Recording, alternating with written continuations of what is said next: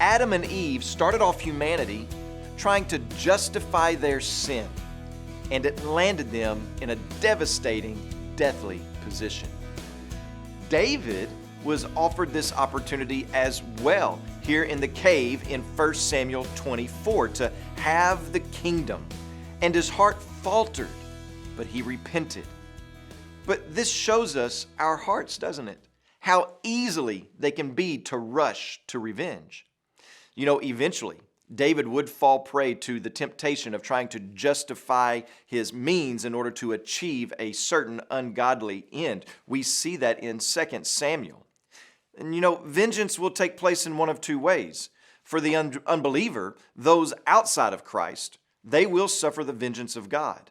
But the believer, those like David, who deserve the vengeance of God as well, why is it that they get their sin taken care of? That they get heaven instead of hell? Why is their sin swept underneath the rug? Shouldn't David have to pay for his sin of adultery with Bathsheba and the murder of Uriah? Wouldn't Uriah's father want to call down the vengeance of God on David? Well, he could have, but he would have to look forward into the future to see the vengeance of God poured out, but not poured out on David, but rather on Jesus, who takes the punishment in place of David.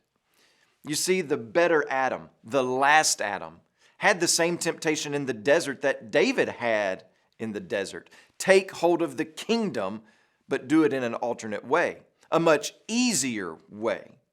There, Satan offered Jesus a shortcut to the throne, but Jesus chose God's path. He chose to be led by the Spirit and not by the self. He chose to trust God's word, and it led him to the cross, where he suffered the vengeance of God on behalf of all those who would ever believe in him. As you pray today, please remember Milan Bulak, our national changemaker missionary in the Czech Republic. And also remember the Makande Life Word broadcast that's heard throughout Tanzania.